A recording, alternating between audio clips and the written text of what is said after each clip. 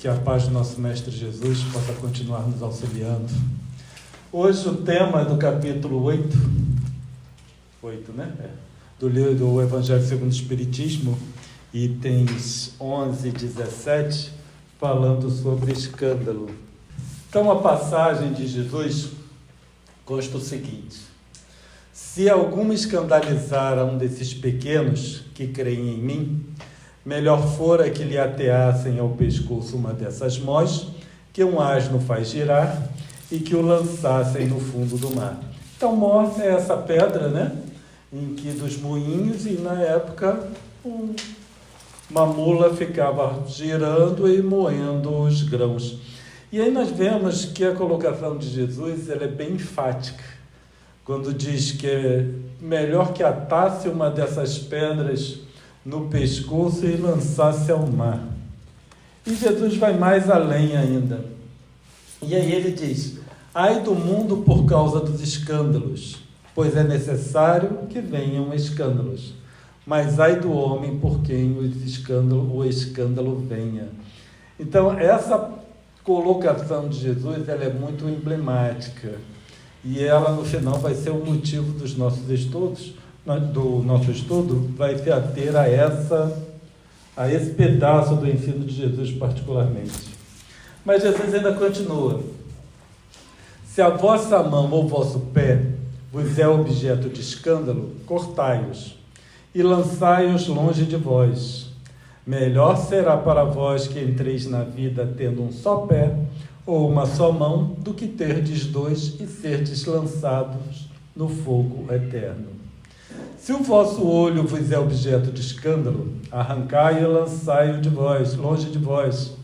Melhor para vós será que entreis na vida tendo um só olho, do que terdes dois e serdes precipitados no fogo do inferno.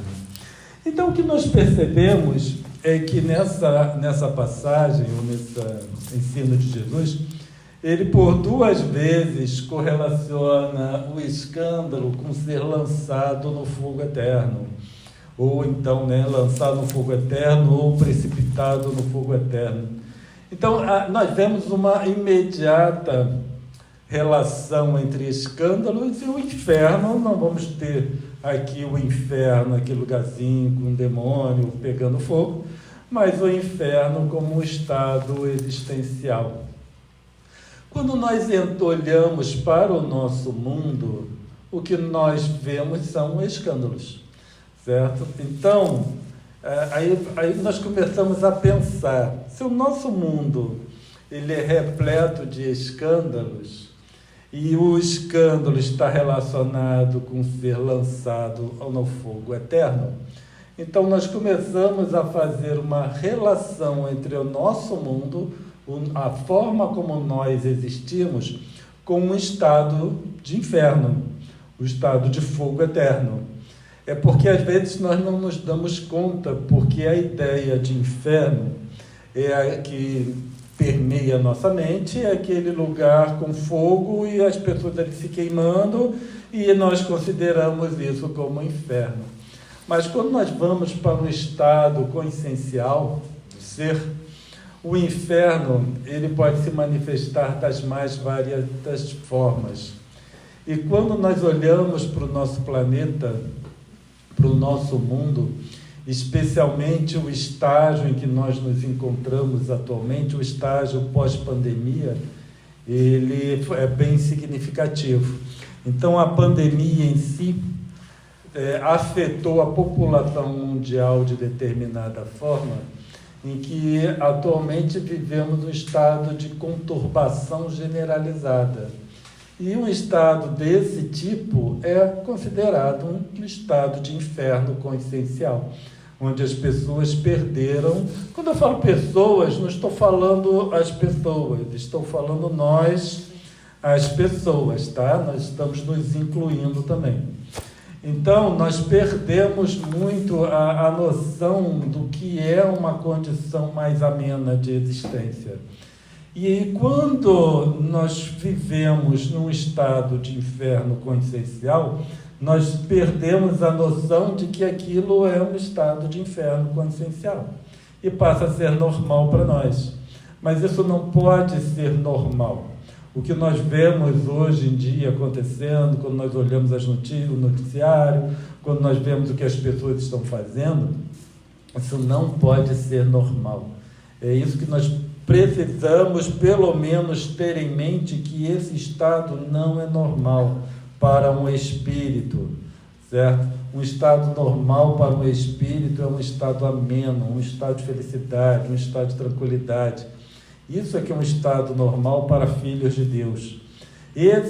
O estado de conturbação que nós vivemos é criado por nós mesmos em decorrência dos nossos escândalos. Kardec, ele vem esclarecer a questão do escândalo, onde ele diz: muitas pessoas se contentam com evitar o escândalo, porque este lhes faria sofrer o orgulho, lhes acarretaria a perda de consideração da parte dos homens. Desde que as suas torpezas fiquem ignoradas, é quanto basta para que se lhes conserve em repouso a consciência. Então, o escândalo, e por isso tem essa colocação de Kardec, é extremamente importante, porque nós pensamos em escândalo naquela conotação trivial. O escândalo, o indivíduo está fazendo escândalo, ele está gritando, está brigando. Então, aí é a ideia normal de escândalo. Só que o que nós estamos fazendo são aqueles escândalos silenciosos, onde buscamos explicações para as nossas atitudes. É muito interessante que nós vemos explicações para atitudes tão perturbadas, né? Inclusive por parte de governantes, dirigentes, e eles são capazes de encontrar explicações. Eu fico olhando às vezes para algumas das explicações, aí eu fico me perguntando, será que esse indivíduo acredita no que ele está falando? Essa é a maior dúvida que eu tenho. Será que ele acredita naquilo que ele está falando ou só quer que as pessoas acreditem? E quando eu vejo aquilo, porque no final a gente tem que trazer para nós mesmos, né? Então, será que eu também, as explicações que eu encontro para os meus escândalos, será que também eu acredito naquilo que eu estou explicando para mim mesmo? Ou será que eu sei que é uma desculpa que eu estou travando? Mas aí, quando nós vamos pensar em escândalos, para esse nosso estudo, nós vamos pensar no escândalo mais silencioso. Então, essas pessoas, né, nós que evitam o escândalo exterior, mas continuam com o escândalo interior, aí Kardec lembrou bem da colocação de que são sepulcros branqueados por fora, mas por dentro cheios de podridão. Então, são os sepulcros caiados lá dos ensinos de Jesus.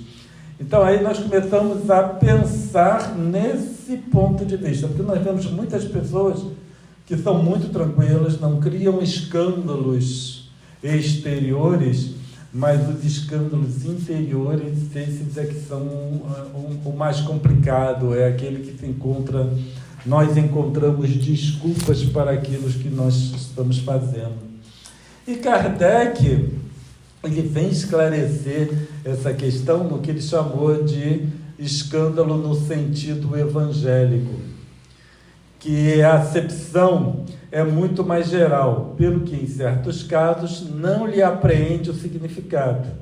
Então, muitas vezes, quando se fala em escândalo, as pessoas sempre pensam nesse escândalo exterior. Mas o escândalo que Jesus está falando já é o escândalo interior, certo? É aquele que não precisa transparecer para as pessoas, e muitas vezes apenas nós conhecemos esses nossos escândalos. E é claro, como nós falamos, encontramos desculpas, algumas esfarrapadas, mas no geral nós encontramos desculpas para as nossas atitudes, para aquilo que existe dentro de nós. Esse é o grande problema, é aquilo que existe dentro de nós. E Kardec diz: já não é somente o que afeta a consciência de outrem, é tudo o que resulta dos vícios e das imperfeições humanas. toda reação má de um indivíduo para outro, com ou sem repercussão. O escândalo, nesse caso, é o resultado efetivo do mal moral. Então, quando Kardec fala, já não é somente o que afeta a consciência de outrem, é tudo que resulta dos vícios e das imperfeições humanas, isso significa que nós somos espíritos compatíveis com o mundo de expiações e provas. E o que me caracteriza como um espírito desse tipo são as minhas viciações e as minhas imperfeições. Então, quando eu penso em escândalo nesse sentido evangélico, então eu sou repleto de escândalo. E por isso que eu continuo vivenciando em um mundo de expiações e provas, que é esse mundo de um inferno consciencial. A grande questão é que muitas vezes a gente se engana, certo? Achando que nós já deixamos um determinado nível. Mas enquanto formos compatíveis com o mundo de expiações e provas, nós somos espíritos que trazem consigo escândalos. Então não tem como evitar. Eu olhando para vocês, eu sei que mesmo não conhecendo, eu sei que trazem com vocês uma gama significativa de escândalos. Porque eu carrego também, porque eu estou aqui. Então não tem como eu enganar vocês. Certo? Não posso dizer. O problema é que tem gente que se engana. Certo? Tem gente assim que acha que já passou daquele nível e que nós espíritas, eu gosto muito desse termo, né? Nós espíritas já não, como se nós espíritas, não tem nós espíritas não, é nós espíritas, católicos, evangélicos, protestantes, todos nós ligados ao mundo de expiações e provas somos carregados de escândalos. Então nós espíritas também somos carregados de escândalos e precisamos trabalhar esses escândalos. No final, é o reconhecimento do escândalo que vai me levar a uma condição de resolvê-los. Se eu me enganar, aí eu não vou resolver. Uma vez eu ouvi uma pessoa falando que ela não estava sujeita a processos obsessivos porque ela estudava muito espiritismo, fazendo palestras e tudo. Né? Aí eu falei assim, quem dera, né? Quem dera se isso fosse verdade. Então nós, espíritas, também estamos sujeitos a processos obsessivos, independente se faz palestra, se não faz palestra, faz estudo, não faz estudo. Mas ciente disso, aí pelo menos nós fazemos o estudo espírita de uma forma adequada, né? Sabendo o que precisa buscar no estudo espírita. Então, no estudo espírita, eu preciso buscar primeiro para mim e depois passar para os outros o que eu consigo aprender de todos esses ensinos. Mas, resumindo tudo que nós falamos, o importante de tudo que nós falamos aqui, né, são essas duas partes, tanto do texto de Jesus quanto de Kardec, que é o ai do mundo por causa dos escândalos, pois é necessário que venham escândalos, mas ai do homem por quem o escândalo venha. Essa questão vai por terra muito do entendimento da tal programação reencarnatória que tanto se fala no meio espírita. Aqueles assim que pregam uma reencarnação, uma programação reencarnatória, como se tivesse tudo já programado, né? Isso aqui vai por água abaixo. Porque em nenhuma programação reencarnatória, alguém chegou para mim e falou, Cláudio, você vai fazer esse escândalo durante a sua encarnação. Você vai cometer isso, aquilo. Não vai. Eu não posso trazer na minha programação reencarnatória alguma coisa que vai causar dano para outra pessoa. Certo? Não tem como. Né? É impensável alguém lá no meu mentor, não, você vai fazer dano para essa pessoa aqui porque ela precisa pagar. Isso não existe. E aí cai por terra também uma coisa que eu ouvia muito, a tal que não tem bala perdida, tem bala achada. Tem bala perdida, aquilo é bala perdida. Tá? Não existe esse negócio de bala achada. Porque vamos imaginar que aquela pessoa vai reencarnar e ela vai estar programado já, ela naquela posição, naquela esquina, tal hora, indo trabalhar, Porque muitas vezes acontece que a pessoa não está num lugar ruim, ela está indo trabalhar. E lá está programado que ela vai sentar lá esperando o ônibus e aquele outro indivíduo vai apontar. Não existe esse tipo de coisa, certo? Não existe alguém que vai estar programado para pegar um avião e ir lá para a ilha do Pacífico, onde vai ter um tsunami e lá vai morrer. Não existe programação reencarnatória desse tipo, certo? Nós não podemos pensar em um mundo onde tal coisa exista, sendo coordenado pela espiritualidade maior. A espiritualidade maior não se ocupa com isso. Não vamos pegar aquele povo todo e botar dentro do avião, porque o avião vai cair. Não existe isso. O conceito da doutrina espírita é contrário à pena de morte. Certo? Então, nós espíritas reconhecemos que a pena de morte, como existe em alguns países, né? Aqui sem nenhuma avaliação da ideia ou julgamento do que acontece ou não acontece em outros países, mas teoricamente nós somos contrários a isso. Aí eu vou chegar aqui e dizer para vocês que tem espíritos elevados que condenam pessoas à morte. Eu não posso falar tal coisa, porque é impensável. Deveria ser impensável considerar que espíritos evoluídos vão organizar o tour espiritual para conduzir pessoas, porque é muita coordenação. Porque aquelas pessoas, os espíritos irão coordenar aquelas pessoas para eles tirarem férias, para os cônjuges terem férias, os filhos terem férias, tudo juntinho, para todo mundo pegar aquele avião. Essas coisas não existem, tá? O que existe somos nós, espíritos carregados de escândalos. Quando nós reencarnamos para sanar os nossos escândalos. Não é para viver desta ou daquela forma. Infelizmente, nós tivemos alguns colegas relatando, né? Algumas coisas me deixam muito triste, vou ser sincero com vocês. Né?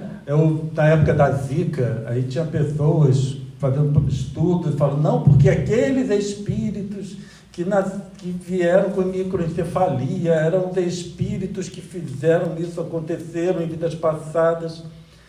Aí eu me colocava na posição de quem estava ouvindo, sentado aí. Se eu tivesse um filho ou uma filha naquela situação, deve ser muito difícil para começar, né? Só ter o filho naquela situação já deve ser muito triste e um trabalho muito significativo que tem com uma criança desse nível.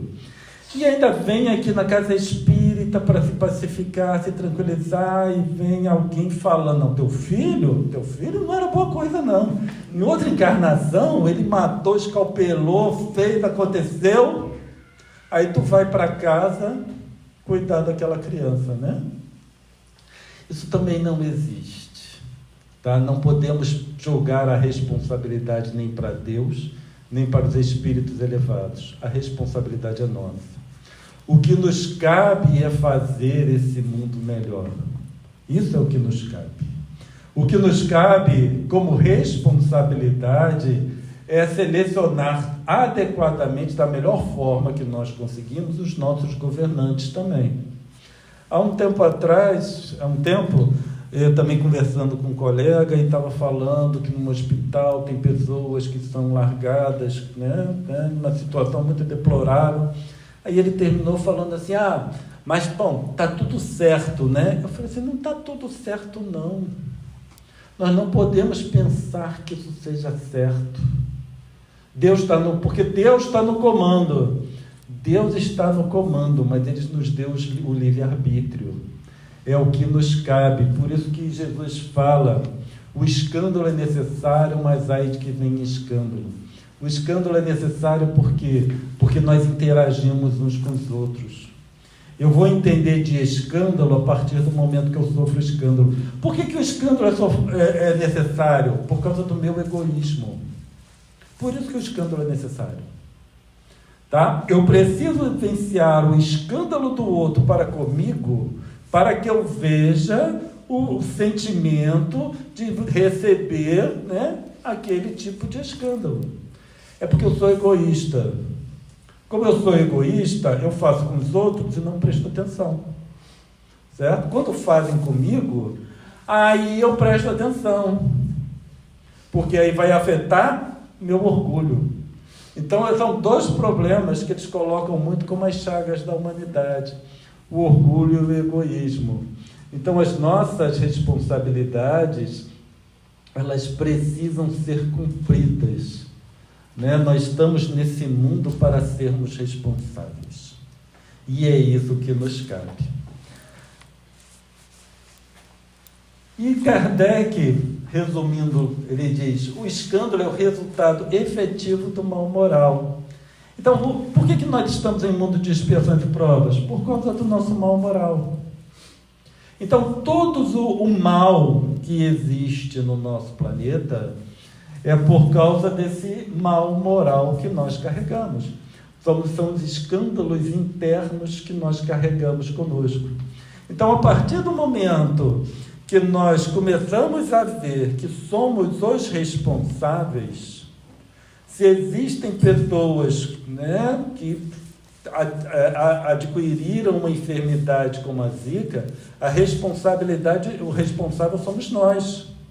Ou nós diretamente, ou nós através da escolha dos nossos governantes, por exemplo. Certo? Mas isso tudo é responsabilidade de uma sociedade, por isso que nós vivemos como uma sociedade. O que caracteriza um país subdesenvolvido, porque agora se mudou, né? Na minha época de garoto era país subdesenvolvido, depois falou em desenvolvimento. Eu acho que é só para amenizar o orgulho.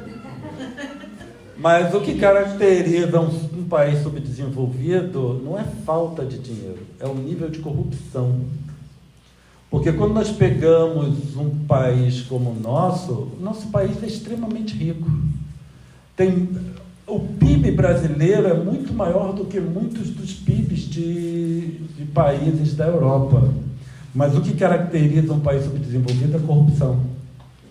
Certo? Quando nós pegamos o nosso estado, por exemplo, a quantidade de governadores que foram presos é bem representativo de uma sociedade. Então, nós precisamos sempre ter em mente esse tipo de coisa, né? Então, a corrupção é que faz um país subdesenvolvido. Então, alguma coisa está errada. Nós sempre precisamos pensar que alguma coisa está errada. Tem dois jargões também, que é causa e efeito, ação e reação. Então, quando sempre trata causa e efeito, ação e reação. Causa e efeito implica um determinismo. Tá? Para cada efeito, teve uma causa.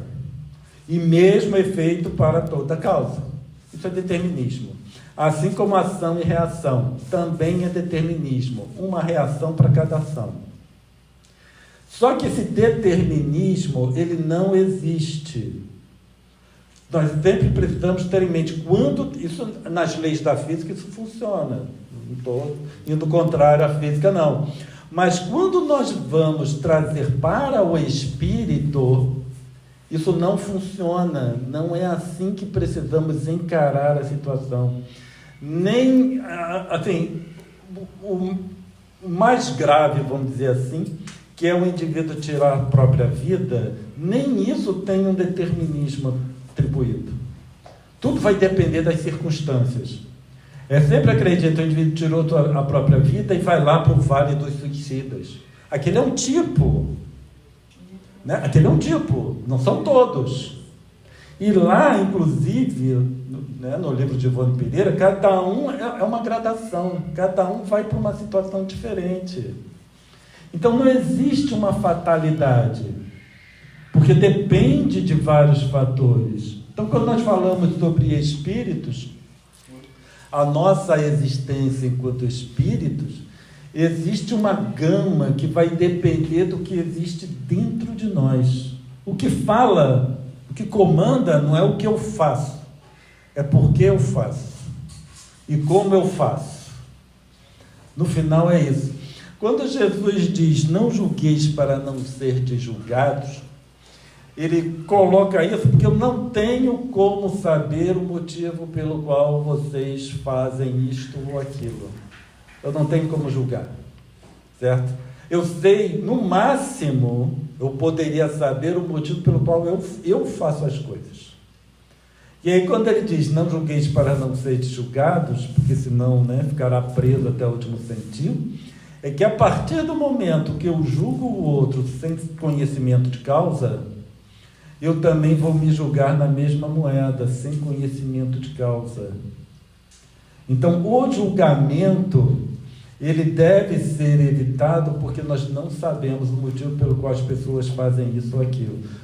Julgamento no sentido evangélico, não julgamento lá do juiz de direito, Aquilo lá continua e, claro que tem que seguir todo o trâmite, porque, afinal de contas, é necessário reger a vida em sociedade. Mas agora, eu devo avaliar a situação. Eu preciso saber, se eu vejo um de vocês fazendo alguma coisa, seja lá o que for, eu tenho que avaliar para ver se aquilo é válido ou não é válido. Certo? Aquilo que eu vi a pessoa fazendo é bom, então vou fazer também. Eu acho que não é adequado, então eu vou deixar de fazer. Isso também é importante, essa avaliação. Mas o julgamento trazendo uma pena, aí não deve ser realizada. Então, quando eu digo que o fulano nasceu dessa ou daquela forma, porque na outra vida ele aconteceu, eu estou trazendo aqui um julgamento, dizendo que ele merecia aquilo. Ele mereceu porque, afinal de contas, ele fez isso, fez aquilo outro.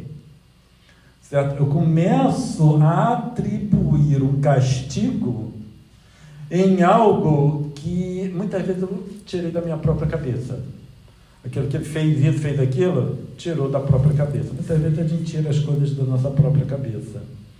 Tá? E trazer, porque eu julguei que para passar por tal situação, então nós temos essa ou aquela coisa que ele fez. Então, essa ideia de causa e efeito e ação e reação, ela é muito negativa porque permeia a nossa mente de fatalidades. E nós começamos a analisar as coisas com base em fatalidades. Mas essas fatalidades, elas não existem. O conceito de expiação coletiva é baseado numa fatalidade dessas. Então, a expiação coletiva, como ela é comumente apresentada, ela é um conceito equivocado. A expiação coletiva, que Kardec coloca muito bem, é que nós vivemos uma grande expiação coletiva. Por quê? Porque somos todos espíritos afins, somos colocados em um mundo de expiações e provas e precisamos conviver com os escândalos uns dos outros. Então, vocês precisam conviver com os meus escândalos e eu preciso conviver com os escândalos de vocês. Então, o que nós vivemos é uma grande expiação coletiva. Os eventos, eles são decorrentes, muitas vezes, da incúria dos próprios homens. A própria sociedade leva a determinada situação.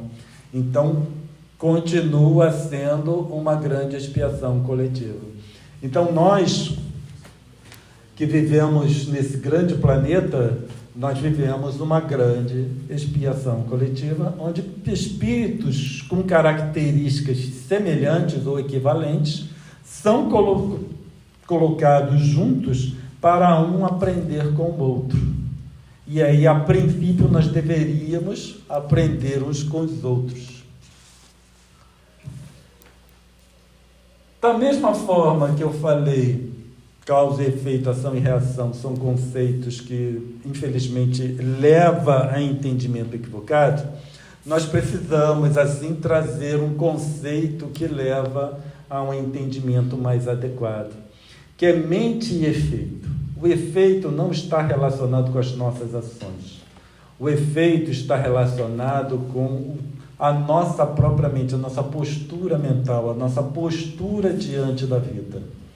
É isso que vai trazer os efeitos para a nossa vida, certo?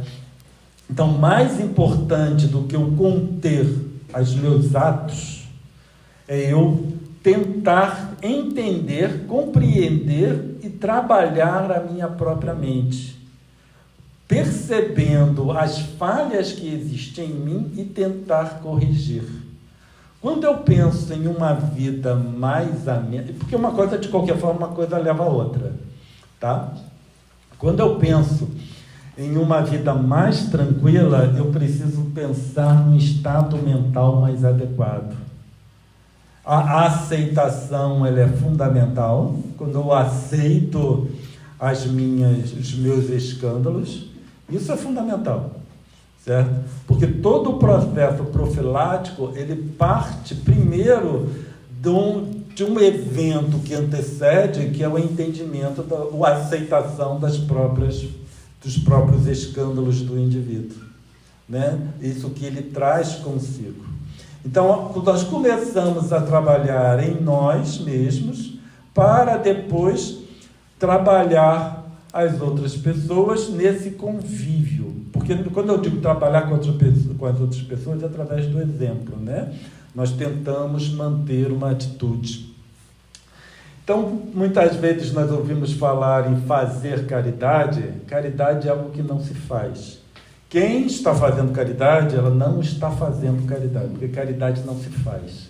Caridade é um estado de espírito, certo? Por isso que Paulo falou, bem, eu posso até doar meu corpo para... Eu já não lembro mais dessas palavras, mas eu posso doar meu corpo para isso, para aquilo, para aquilo, posso dar tudo que eu tenho. Se não tiver caridade, eu nada sou. Porque a caridade é um estado de espírito, não é algo que se faz. Nós desenvolvemos esse estado de espírito através da disciplina, certo? Fazendo ou tendo atitudes consideradas caridosas, no auxílio com o próximo, no entendimento para o próximo. Mas não estou fazendo caridade, eu estou exercitando a caridade, ou desenvolvendo a caridade em mim mesmo. É com esses olhos que nós precisamos ver, porque senão eu fiz a caridade e pronto, resolvi meu problema, essa semana já está feito, agora só semana que vem, então, porque chegou o sábado e domingo, aí eu não preciso mais fazer, só na segunda-feira eu retomo.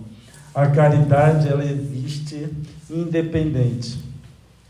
Então, na mente efeito, no estado de mente efeito, não existiria uma consequência definida para uma causa ou ação específica. Então, quando nós pensamos em mente e efeito, não existe uma consequência definida para uma causa ou ação, pois dependerá da intenção, o que varia de indivíduo para indivíduo. Então, a mente e efeito, ele vai flexibilizar muito mais o nosso entendimento, ou a forma como nós nos relacionamos conosco mesmos, certo? Nós começamos a perceber que existe algo em nós que passa a ser palpável a partir do momento que nós prestamos atenção. Porque nós prestamos muita atenção no que fazemos, mas não prestamos tanta atenção nos nossos sentimentos ou naquilo que permeia a nossa mente. A nossa mente, ela é muito interessante, certo? E nós não temos muito controle. Se eu falar para vocês o seguinte, por 30 segundos, ninguém pode pensar em macaco. Acabou. Todo mundo vai pensar em macaco. E aí vai ficar, eu não posso pensar em macaco. Se pensou isso, já pensou no macaco. Certo? Então, quando alguma coisa que nós queremos evitar, ele tem a presença na nossa mente, não tem como. Então, se eu pensar que eu não posso fazer o mal, o que vai passar na minha mente o tempo todo são pensamentos negativos.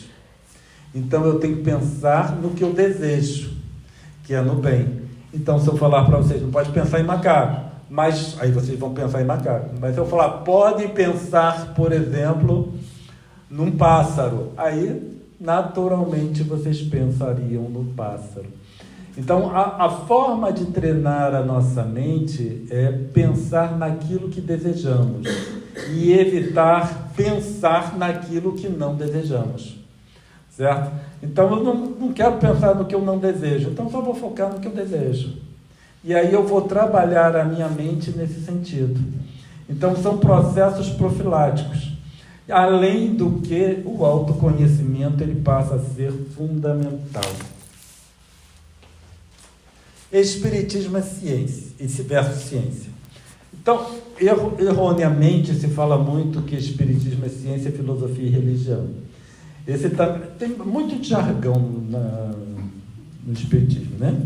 Assim, aí diz, parece que Kardec colocou que é ciência, filosofia e religião, mas essas não são palavras de Kardec.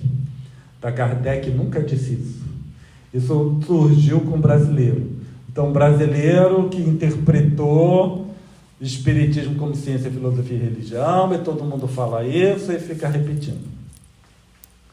Mas, de qualquer forma, o espiritismo, ele trabalha um tanto de ciência. Isso Kardec traz lá no Livro dos Espíritos, no início do Livro dos Espíritos.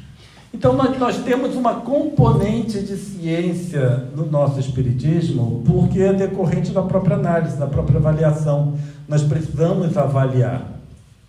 Então, se o espiritismo possui uma componente de ciência, aí nós espíritas, aí somos nós mesmos, não são os católicos, nem os evangélicos, nem os protestantes, mas nós espíritas precisamos adequar o nosso movimento espírita. Não é adequar o espiritismo, não. Se trabalhar só com o espiritismo, estava bom. Mas nós precisamos de uma adequação para que essa porção de ciência ela possa sobressair aos olhos da população em geral. Então, ação, reação, causa, efeito, magnetismo. Magnetismo é outro termo também. São termos bem definidos para a física. Então, na física, nós temos bem que é ação e reação, causa, efeito, magnetismo. Isso é bem definido, certo? Mas para o espiritismo, o magnetismo é um termo ultrapassado. Isso era lá na época de Mesmer, e nós encontramos até algum desses termos na codificação. Magnetismo, ação e reação, causa e efeito, não. Isso foi inventado mesmo.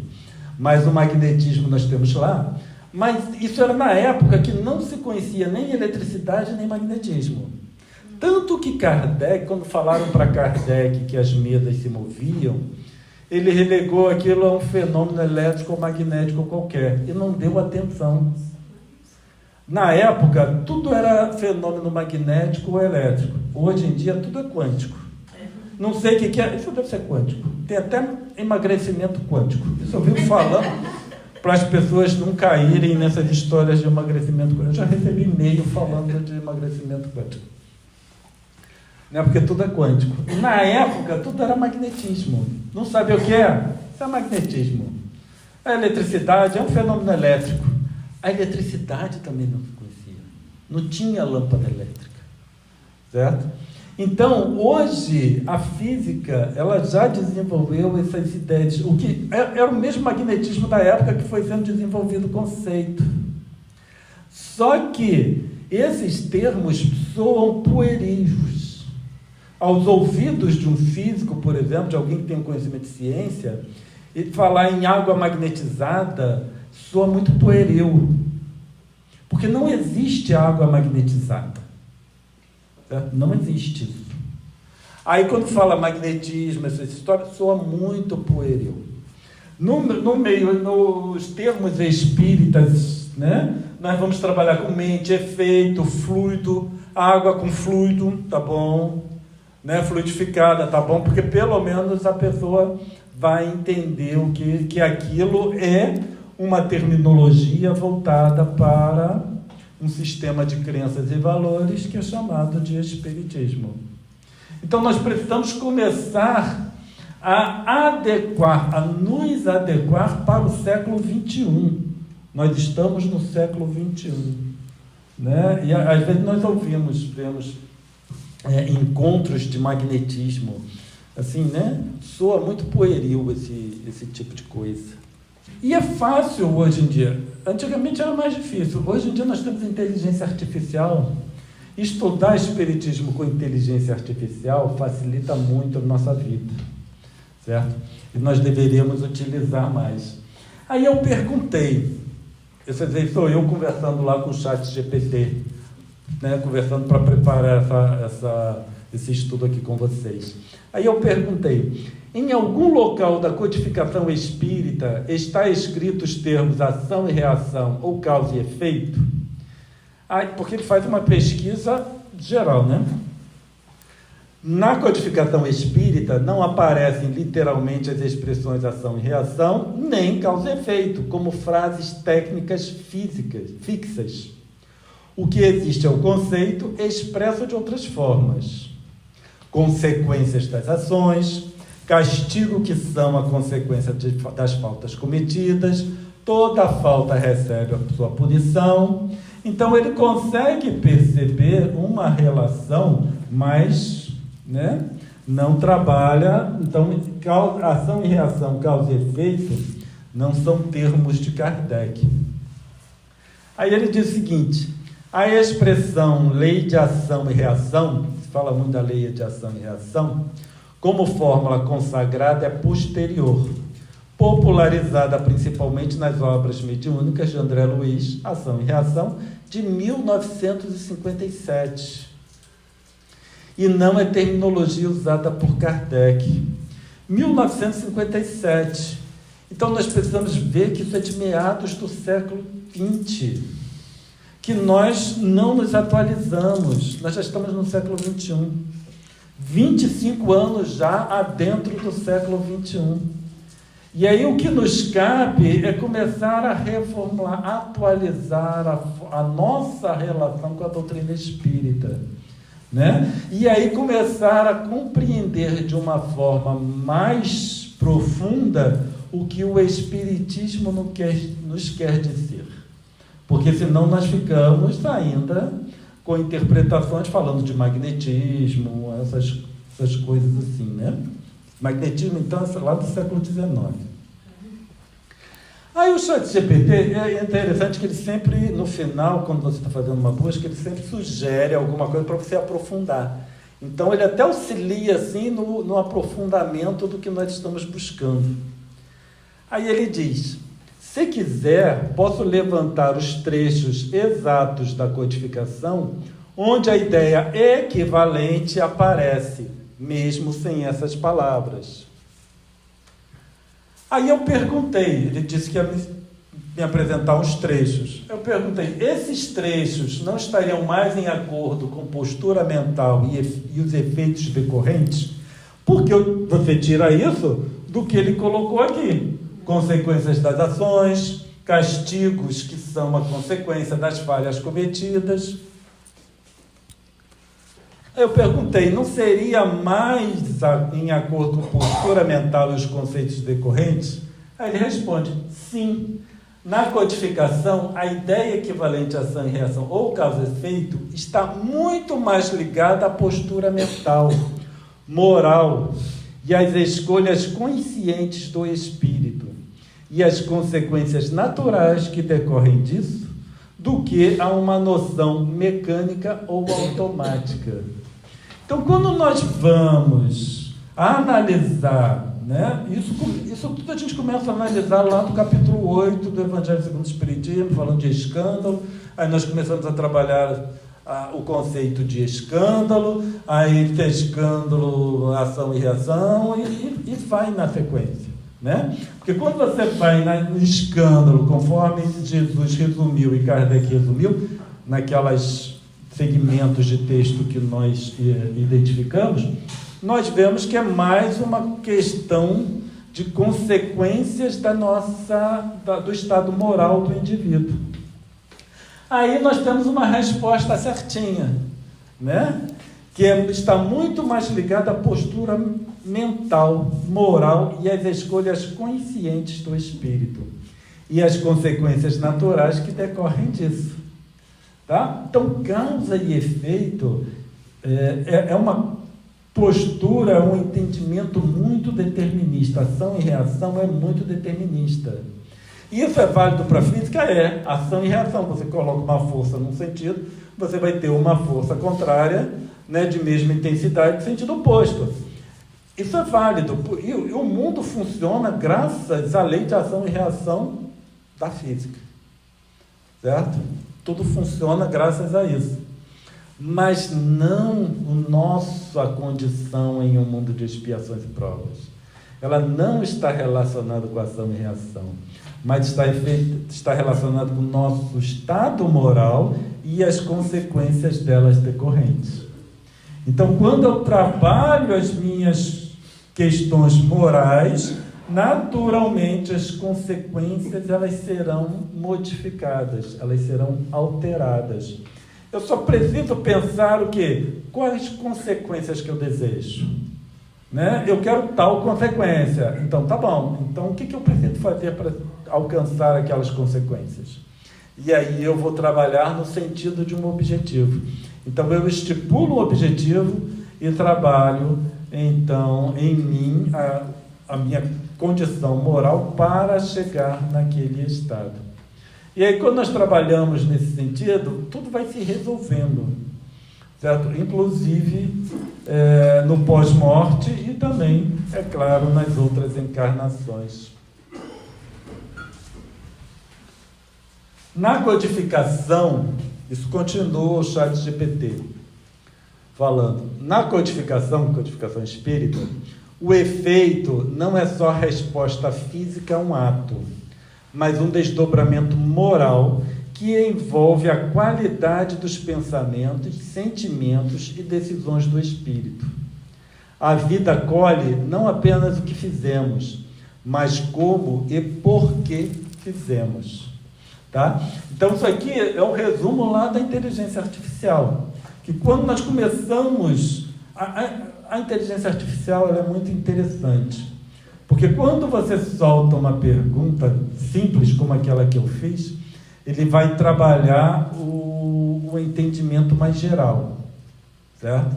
Conforme você vai questionando, aí ele vai vendo a sua curiosidade e aí ele vai aprofundando. Então não adianta só fazer uma pergunta e pronto. Você faz, por isso que é interessante a inteligência artificial. A gente pensa, vai substituir o ser humano. Não vai, porque nós precisamos pensar a respeito da resposta que a inteligência artificial apresenta para nós.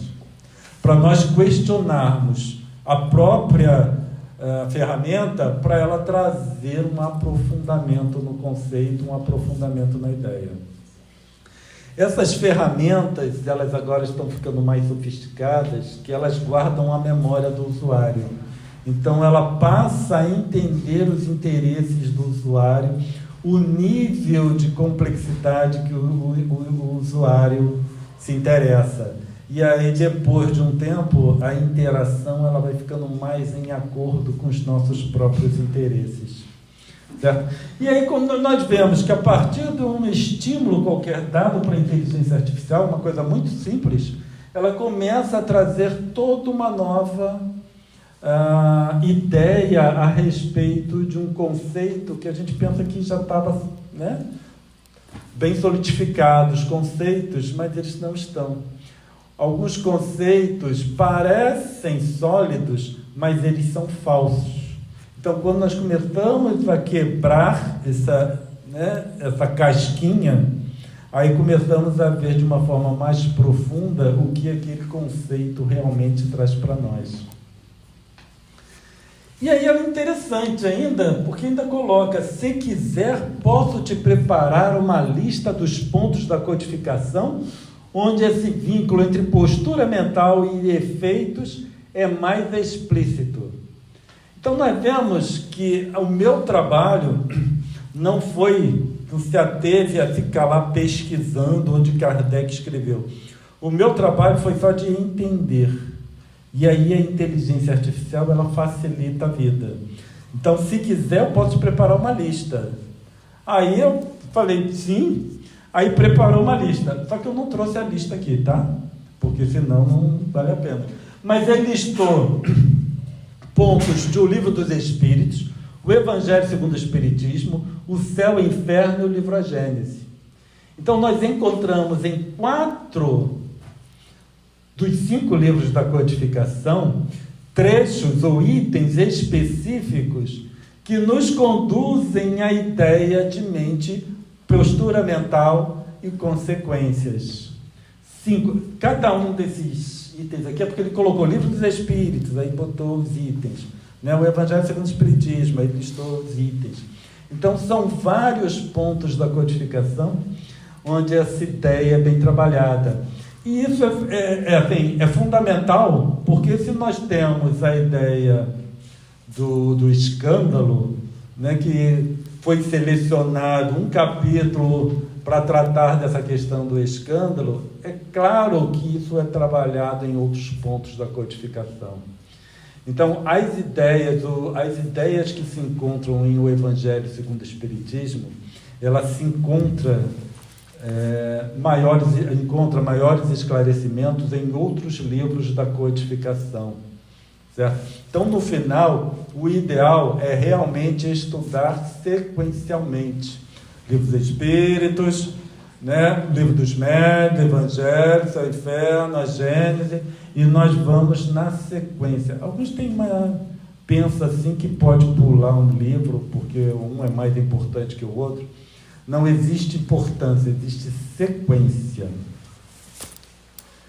E aí vai mais além a inteligência artificial, que diz, se quiser, posso agora organizar esses trechos como um quadro comparativo, postura mental moral, como sendo causa, e efeito espiritual e prático, as consequências, para mostrar bem o fluxo dessa lei na codificação. Isso deixaria a relação bem visual e direta. Então, a codificação ela é uma tão lógica, é isso que muitas vezes a gente não percebe, mas existe uma lógica tão significativa na codificação que uma inteligência artificial desenvolvida em pleno século XXI consegue reconhecer toda essa lógica e apresentar na forma de um quadro.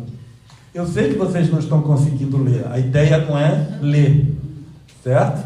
Mas porque senão não ia caber tudo aqui. Mas a ideia é mostrar para vocês que uma ferramenta hoje em dia da inteligência artificial encontra uma lógica na codificação espírita que é capaz de montar um quadro comparativo, apresentando inclusive as referências na codificação. Então, hoje em dia, nós precisamos, né, trazer a codificação em nós para o século XXI e começar a tratar os conceitos de uma forma mais adequada, uma forma mais direta. A inteligência artificial, ela funciona, certo? Foi no ano passado, nós conduzimos vários estudos, né, no uso do ChatGPT para o estudo do Evangelho segundo o Espiritismo.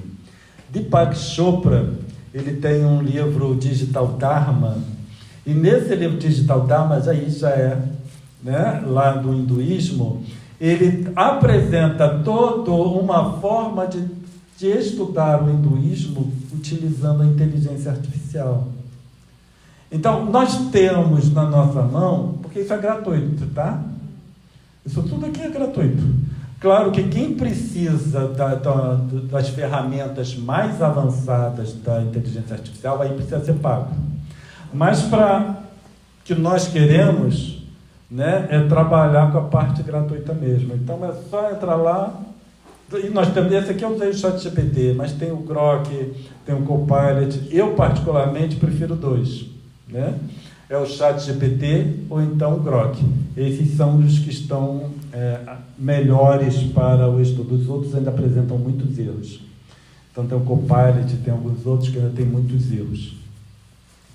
Eu espero ter trazido algum material para as nossas reflexões Esperamos ter conseguido incitar um pouco a um estudo mais aprofundado da codificação espírita, utilizando uma ferramenta do século XXI, em que essa ferramenta consegue nos auxiliar a encontrar uma lógica na codificação que muitas vezes nós, por nós mesmos, não encontramos, né? E aí fica tudo encaixadinho.